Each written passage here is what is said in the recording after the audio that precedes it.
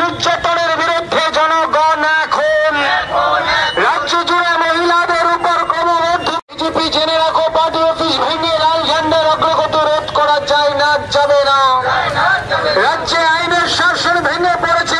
লড়াই লড়াই চাই, লড়াই তো শেষ নয়, লড়াই তো শেষ নয়।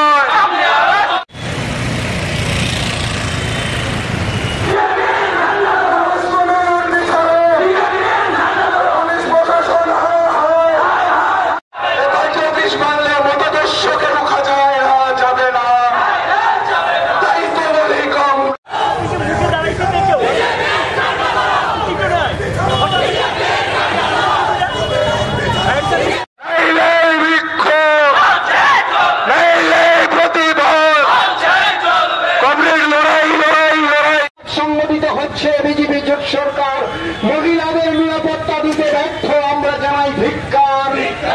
প্রকাশ্যে রাস্তায় মহিলাকে আগুন, পুলিশ কর্মীর পিছানো, পুলিশ কর্মীর পিছানো, প্রকাশ্য দিবালোকে মহিলাকে খুন করা হয়, পুলিশের ভূমিকা নাই কেন? জবাব চাই, জবাব দাও। প্রকাশ্য দিবালোকে মহিলার লাশ রাস্তায় পড়ে থাকে, ব্যর্থ পুলিশ প্রশাসনকে জানাই ধিক্কার। ইনকলাব জিন্দাবাদ, ইনকলাব জিন্দাবাদ, ইনকলাব জিন্দাবাদ। সিপিআইএম দিচ্ছে না,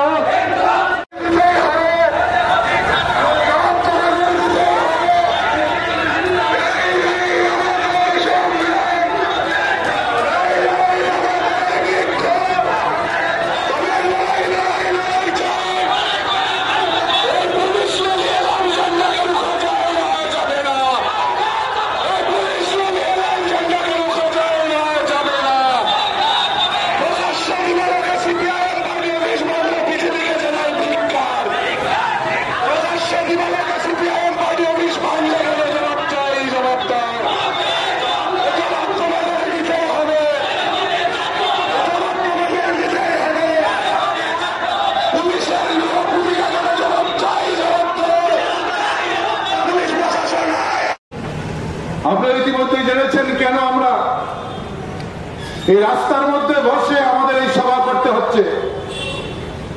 আমরা সবাই জানি যে সময়টাতে আমরা এখনই সভা করছি তার থেকে মাত্র 40 ঘন্টা পর আমাদের দেশের প্রধানমন্ত্রী আমাদের রাজ্যে আসবেন। আমাদের রাজ্যে এসে তিনি মন্দির নগরে উদয়পুরে যাবেন। উদয়পুরের ত্রিপুরের সুন্দরী মন্দিরে গিয়ে তিনি অঞ্জলি নেবেন। এটা হচ্ছেন সরকার এই সময়সূচি ঠিক করেছেন। এখন আমাদের দেশের প্রধানমন্ত্রী তিনি বিজেপিরও নেতা, তিনি আরএসএসেরও নেতা। তিনি আমাদের ত্রিপুরেশ্বরী মন্দিরে অঞ্জলি নেবেন, কিন্তু এই অঞ্জলি নেওয়ার জন্য প্রধানমন্ত্রীকে বরণ করার জন্য বিজেপি 52 ঘন্টা আগে অঞ্জলি সরকারকে খুন করেছেন। আমাদের রাজ্যের প্রধানমন্ত্রী আসার 52 ঘন্টা আগে একজন মা খুন হয়ে যায়, 2 সন্তানের জননী, তার নাম অঞ্জলি সরকার।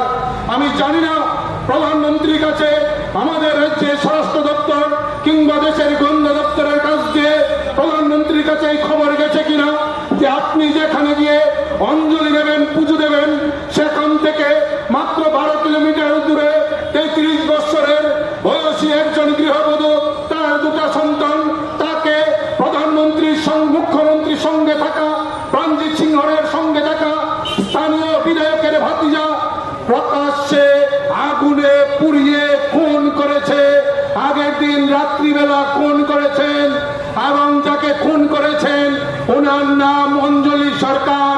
প্রধানমন্ত্রীকে আমরা জিজ্ঞেস করতে চাই, অঞ্জলি সরকারের বদ্ধভূমিতে দাঁড়িয়ে মাননীয় নরেন্দ্র মোদী সাহেব অঞ্জলি নেবেন কিনা? যদি নেন আমরা মনে করব প্রধানমন্ত্রী মহোদয় এই অমানবিক কাজে অংশ নিচ্ছেন।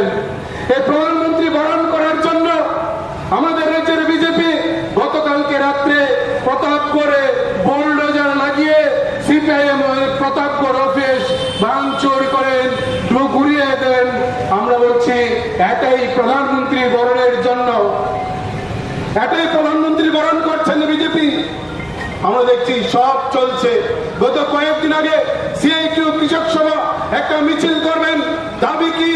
মজুরি চাই, মজুরি বৃদ্ধি করুন, পূজার আগে এই ভাতা দিতে হবে, রেগা টুয়েফের টাকা দিতে হবে। প্রশাসন জানালেন না, মিছিল করা যাবে না, এখন পূজা, প্রধানমন্ত্রী আসছেন। আমরা চেয়েছিলাম মিছিল করব, না মিছিল করা যাবে না, কেন? প্রধানমন্ত্রী আসছেন। আগরতলা থেকে উদয়পুর নিরাপত্তার চাদরে ব্যারিকেড করে দেওয়া হয়েছে, বেষ্টিত করে দেওয়া হয়েছে, কথা বলা যাবে না, প্রধানমন্ত্রী আসছে। মিছিল করা যাবে না, প্রধানমন্ত্রী আসছে। আন্দোলন করা যাবে না, প্রধানমন্ত্রী আসছেন। 22 তারিখ রাস্তায় বেরোনো যাবে না, প্রধানমন্ত্রী আসছেন। জাতীয় সড়কে ওঠা যাবে না, প্রধানমন্ত্রী আসছেন। এই মানুষের জন্য সব হবে, কিন্তু সমাজদ্রোহীদের জন্য পার্টি অফিস ভাঙো, ধরবো না। অঞ্জলি সরকারকে খুন করো, ধরবো না। মহিলাকে পুড়িয়ে মারো, ধরবো না। প্রধানমন্ত্রী আসলেও সমাজদ্রোহীরা মুক্ত, শুধুমাত্র ত্রিপুরার শান্তিপ্রিয় মানুষের জন্য সব আইন।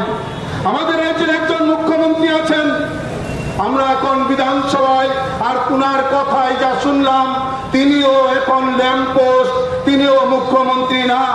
আমরা আগে জানতাম, আমরা বারবার বলেছি, এই রাজ্যে যারা চালাচ্ছেন মাদক পাচারকারী, ড্রাগ মাফিয়া, পাচারকারী, দুর্নীতিবাজ, তুল্যবাজরা এই সরকারের নেতৃত্ব দিচ্ছেন।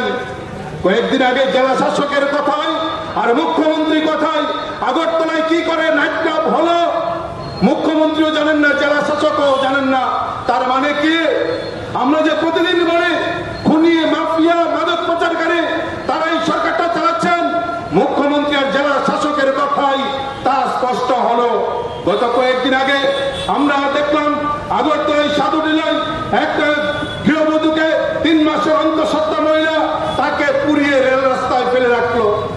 2019 সাল তৎসময়ের আইনমন্ত্রী রতনলাল নাথ তার বাড়ির সামনের মাঠে মন্টি দাস নামে 22 বছরের এক তরুণী যুবতীকে সন্ধ্যার সময় গণধর্ষণ করে আগুনে পুড়ে ছাই করে ফেলে রাখা হয়েছিল।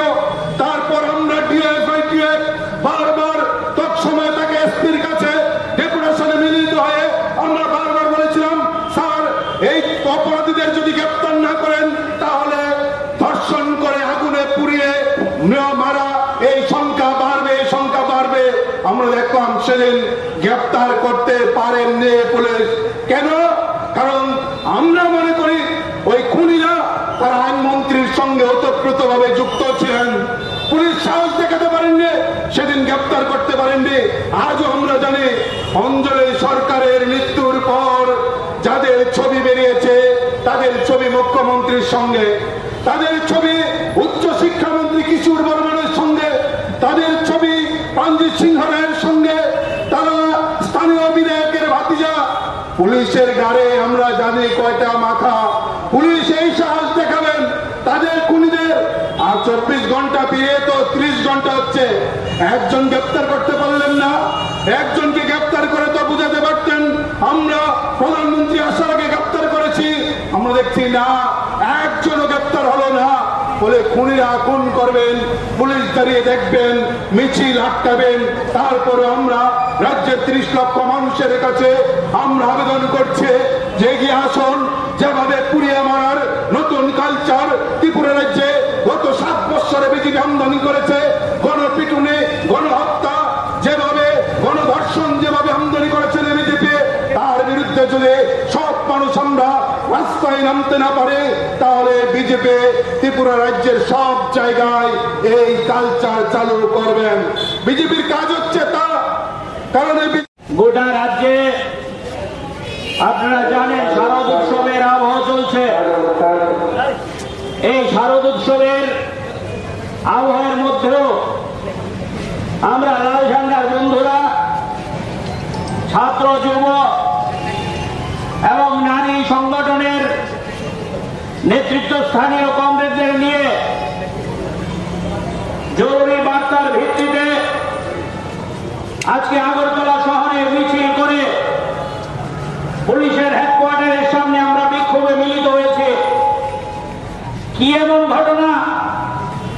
গোটা রাজ্যের মানুষের যখন আনন্দে মেতে ওঠার কথা, গোটা রাজ্যের মানুষ যখন বছরে একবার উৎসবের আনন্দে মেতে থাকার কথা,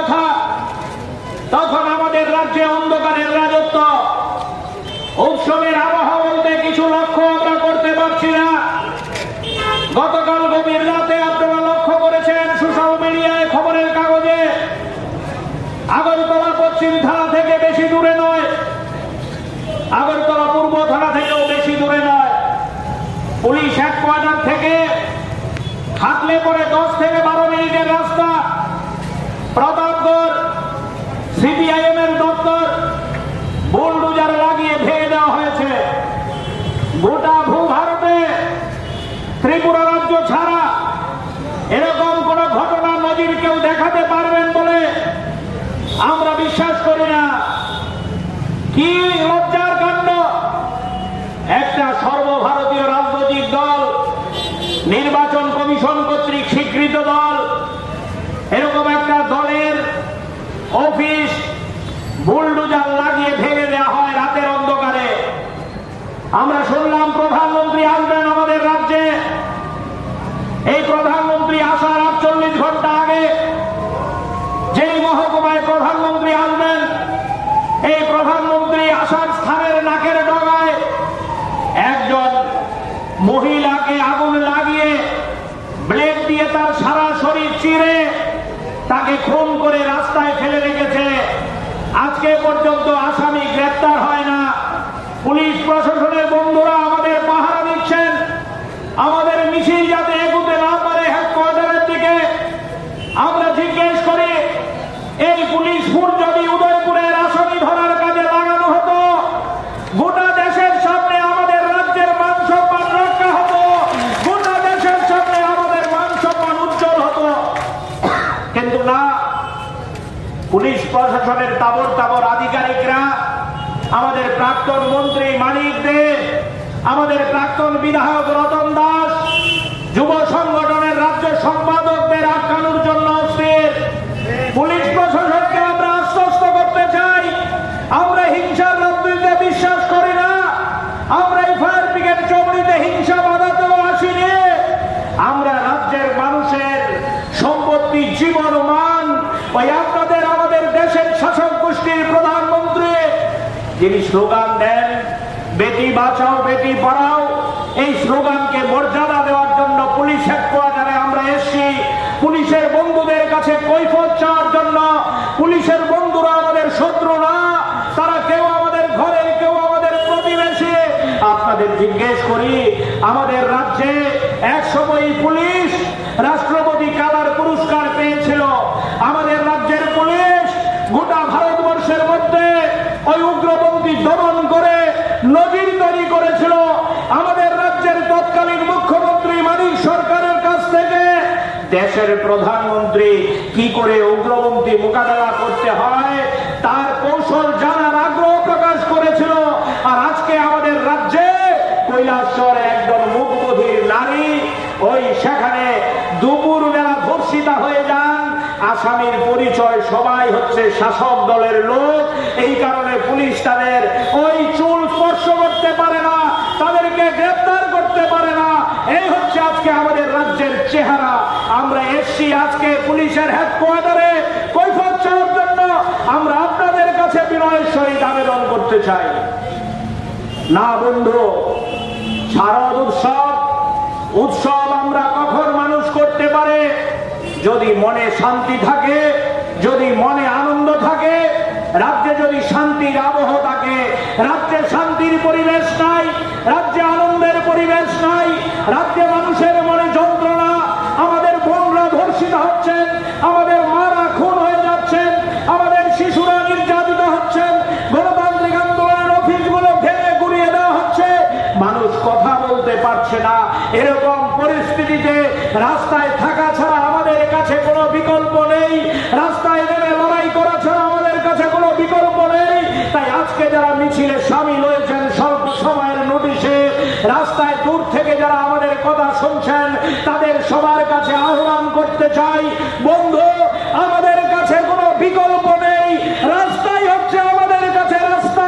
এই রাস্তায় নেমেই রাজ্যের আইন শৃঙ্খলা রক্ষা করতে হবে। রাস্তায় নেমেই আমাদের রাজ্যের মায়েদের জীবন রক্ষা করতে হবে, আমাদের গণতান্ত্রিক আন্দোলনের অফিস রক্ষা করতে হবে, আমাদের গণতান্ত্রিক আন্দোলনের যে মর্যাদা, আমাদের গণতান্ত্রিক আন্দোলনের যে অধিকার, এই অধিকারকে আমাদের রক্ষা করতে হবে।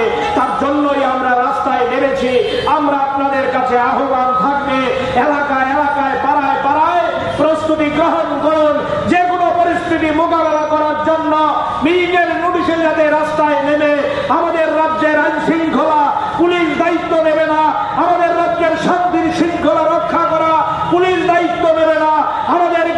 দায়িত্ব নিয়ে আমাদের মা বোনদের ইজ্জত রক্ষা করতে হবে, গণতান্ত্রিক আন্দোলনের অধিকারকে রক্ষা করতে হবে।